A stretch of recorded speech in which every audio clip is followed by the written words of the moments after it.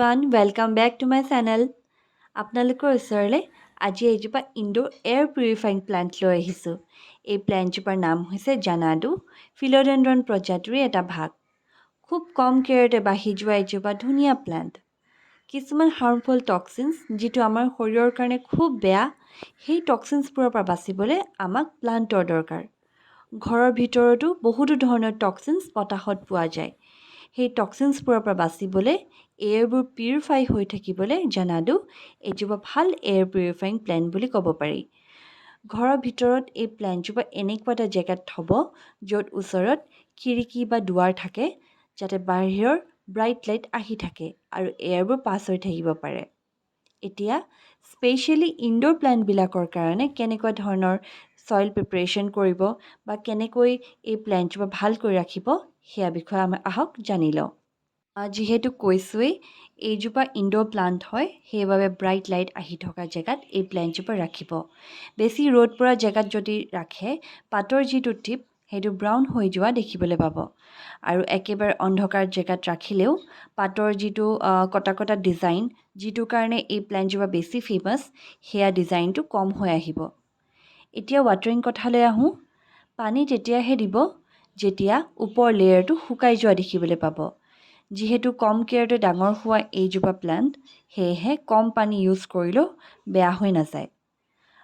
Over watering কেতিয়াও নকৰিব। Over watering ফলতে বেছিভাগ প্লান্টৰ মৰি যায়।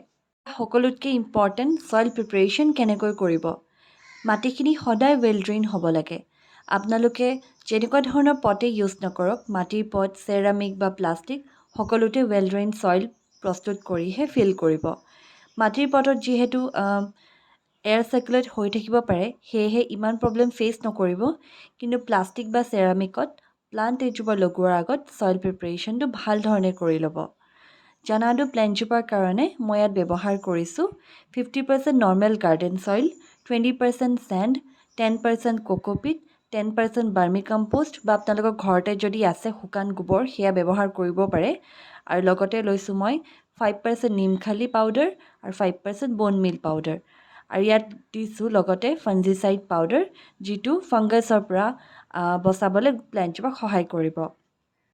ইয়াত ফাৰ্টিলাইজাৰ নিদিলেও হয়। চিউইড উইল লিকুইড ফাৰ্টিলাইজাৰ এটা আছে, সেয়া আমাজন, ফ্লিপকাৰ্ট বা যিকোনো ধৰণৰ অনলাইন ছাইট বা আপোনাৰ ঘৰৰ ওচৰতে থকা সাৰৰ দোকানবিলাকতো এই ফাৰ্টিলাইজাৰবিধ কিনিবলৈ পাব। 1 মাহত দুবাৰকৈ বা এবাৰকৈ হ'লেও এই প্লেণ্টজোপাত ইউজ কৰক, তেতিয়া ধুনীয়া গ্ৰ'থ আপোনালোকে দেখিবলৈ পাব। প্লেণ্টজোপাত বেমাৰ খুব কমকৈ দেখা যায়। কেতিয়াবা আপোনালোকে দেখিব পাৰে পাতবোৰ য়েল্ল' হৈ গৈছে। জেনেৰেলি ৰ'দত থ'লেই এই প্ৰব্লেমটো দেখিব পাৰে আৰু অ'ভাৰ ৱাটাৰিঙৰ ফলতো এই প্ৰব্লেমটো আপোনালোকে দেখিব পাৰে। বাকী তেনেকৈ মই আজিলৈকে এই প্লেণ্টজোপাত একো প্ৰব্লেম দেখা নাই। আৰু লগতে ইয়াতে এটা কথা কৈ দিওঁ আপোনালোকৰ ঘৰত যদি পোহনীয়া জীৱ জন্তু আছে, তাহাঁতৰ পৰা এই প্লেণ্টজোপা দূৰত ৰাখক। পাতবোৰ তাহাঁতে যদি মুখত দিয়ে তেন্তে প্ৰব্লেম হ'ব পাৰে, কাৰণ এই প্লেণ্টজোপা একেবাৰে পেট ফ্ৰেণ্ডলি প্লেণ্ট নহয়। সকলোৰে ভাল লগা কাম বা জানিব বিচৰা কামটো হৈছে propagation কেনেকৈ কৰিম। এয়া কৰিবলৈ খুব সহজ। এই প্লেণ্টজোপাত বেবী প্লেণ্ট প্ৰডিউচ কৰিয়েই থাকে, তাৰ পৰা ৰুট ডিভিজন কৰি নিউ এজোপা প্লেণ্ট আপোনালোকে পাব পাৰিব। কাটিঙৰ পৰা যদি কৰিম বুলি ভাবিছে, তেন্তে একেবাৰে গুৰিত কাট কৰক। পানী নহ'লে বা মাটিত এই প্লেণ্টজোপা তাৰপিছত লগাই ৰাখক। এয়াই আছিল জানাডু প্লেণ্টজোপাত ল'বলগীয়া কিছুমান কেয়াৰ। এতিয়ালৈকে যদি আপোনালোকে এই প্লেণ্টজোপা অনা নাই, তেন্তে আনক আৰু ঘৰত গ্ৰ' কৰক। খুব ধুনীয়া এজোপা অৰ্নামেণ্টেড প্লেণ্ট হয়। আৰু জানেই লেছ কেয়াৰ আৰু লেছ ৱাটাৰতো ভাল ধৰণে গ্ৰ'থ হয়। মৰাৰ চান্সো বহুত কম। আশা কৰিছোঁ মোৰ এই ভিডিঅ'টো চাই আপোনালোকে ভাল পাইছে আৰু অলপ হ'লেও ইনফৰ্মেটিভ পাইছে।